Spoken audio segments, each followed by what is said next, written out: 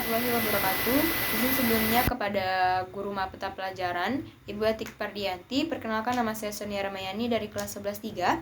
Di sini saya akan mengerjakan tugas PAI, membuat video presentasi dari suatu materi mengenai pernikahan dalam Islam. Baik, jadi menurut Imam Ahmad bin Umar Asyatiri dalam kitab Al-Yaqut Al-Nafis mengartikan pernikahan secara bahasa adalah menggabungkan dan menyatukan. Sedangkan menurut syariat, perkawinan adalah suatu akad yang memungkinkan seorang laki-laki dan seorang perempuan mempunyai hubungan suami istri. Dengan kata lain atau kesimpulan dari pernikahan ini adalah pernikahan adalah ikatan lahir batin antara seorang laki-laki dan seorang perempuan untuk hidup bersama dalam suatu rumah tangga melalui akad yang dilakukan menurut aturan hukum syariat Islam yang mengakibatkan timbulnya hak dan kewajiban di antara masing-masing pihak.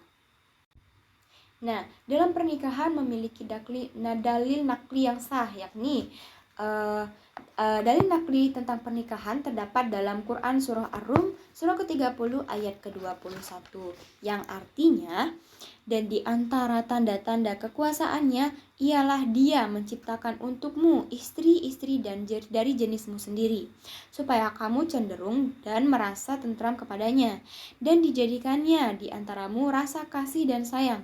Sesungguhnya pada yang demikian itu benar-benar terdapat tanda-tanda bagi kaum yang berfikir.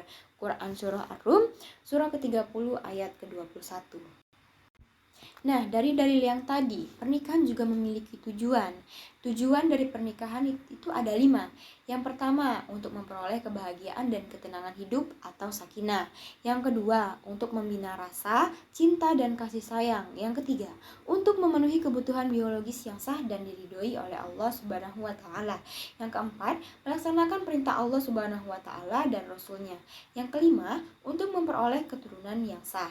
Nah, pernikahan juga ada hukum. Hukum dari pernikahan itu ada 5. Yang pertama, sunnah.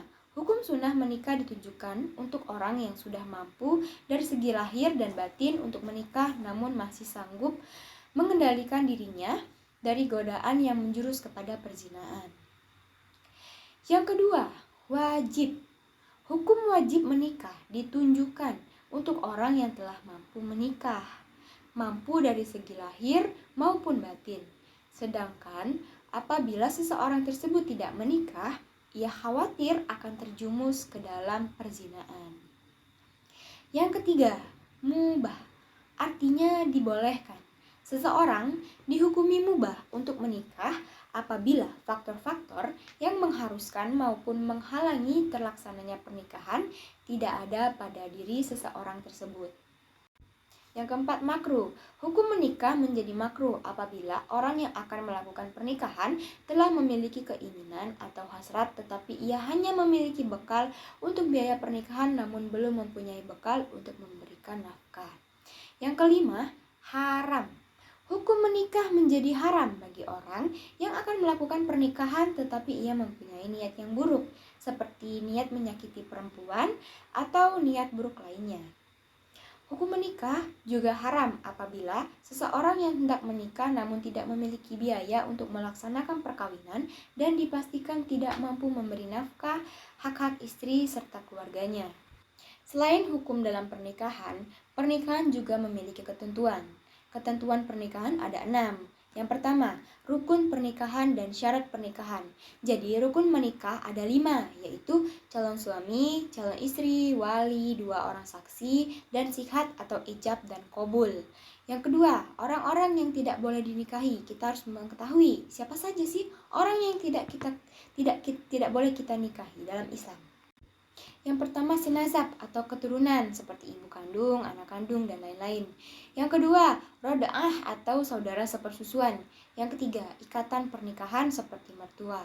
Ketentuan pernikahan yang ketiga adalah kita harus mengetahui pernikahan yang tidak sah itu apa saja sih. Yang pertama, pernikahan mut'ah, yaitu pernikahan yang dibatasi untuk jangka waktu tertentu, baik sebentar ataupun lama. Yang kedua, pernikahan shighar, yaitu pernikahan dengan persyaratan barter tanpa pemberian mahar.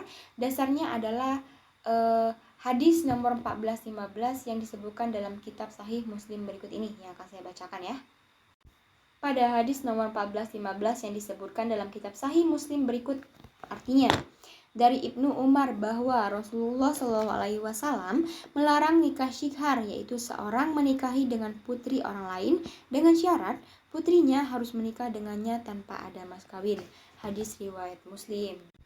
Nah, pernikahan yang tidak sah ketiga adalah pernikahan muhalil, yaitu seseorang menikahi wanita yang telah dicerai 3 kali oleh suaminya untuk diceraikan lagi agar halal dinikahi kembali oleh suaminya yang pertama. Dan ini dilakukan atas perintah suami pertama tersebut. Yang keempat, pernikahan orang yang sedang dalam ihram, baik ihram haji atau umroh, serta belum memasuki waktu tahallul. Yang kelima, pernikahan dalam masa idah, yaitu pernikahan seseorang laki-laki dengan seorang perempuan yang masih dalam masa idah, baik karena bercerai atau suami meninggal dunia. Yang keenam, pernikahan tanpa wali, yaitu pernikahan yang dilakukan seseorang laki-laki dan seorang wanita tanpa dihadiri walinya. Yang ketujuh, pernikahan dengan wanita musyrik atau wanita yang menyekutukan Allah. Yang kedelapan, menikahi mahram, baik mahram untuk selamanya, mahram karena pernikahan atau karena saudara sepersusuan. Ketentuan pernikahan yang keempat adalah hak dan kewajiban suami istri. Yang kelima, mahar atau mas kawin. Yang keenam, resepsi pernikahan.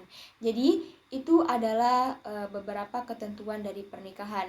Nah, kemudian kita masuk ke materi mengenai talak dan juga idah. Sebelumnya kita juga harus mengetahui apa sih talak, apa sih idah. Nah, saya akan menjelaskan sedikit. Jadi talak dari segi bahasa artinya melepaskan ikatan. Maksudnya adalah melepaskan ikatan sebuah pernikahan. Hukum melakukan talak ialah makruh. Nah, yang kedua, idah. Idah adalah masa menanti yang diwajibkan kepada perempuan yang ingin menikah lagi setelah diceraikan oleh suaminya, baik cerai hidup atau cerai mati. Di antara tujuannya untuk diketahui kandungannya berisi atau tidak. Menurut sebagian ulama, masa idah juga bertujuan sebagai masa perlindungan dan introspeksi diri. Nah, yang terakhir, ada 10 hikmah pernikahan dalam Islam. Nah, yang pertama adalah mampu melaksanakan perintah Allah dan utusannya. Dengan pernikahan kita mampu melaksanakan perintah Allah. Yang kedua, terbentuknya keluarga bahagia dan saling menyayangi. Yang ketiga, terjalinnya hubungan yang diridhoi oleh Allah Subhanahu wa taala antara laki-laki dan perempuan. Yang keempat, mendapatkan generasi penerus yang sah. Yang kelima, mendatangkan pahala dan menjauhkan diri dari dosa besar atau zina. Yang keenam, terjalinnya tali silaturahmi antar keluarga dari pihak suami dan juga istri. Yang ketujuh, terbukanya pintu rezeki dari Allah Subhanahu wa taala. Baik, jadi itu tadi adalah sedikit penjelasan atau presentasi yang dapat saya sampaikan dari sebuah materi yang sudah saya sebutkan tadi, yakni mengenai pernikahan dalam Islam. Itu saja yang dapat saya sampaikan. Mohon maaf bila ada salah kata. Terima kasih. Saya akhiri. Wassalamualaikum warahmatullahi wabarakatuh.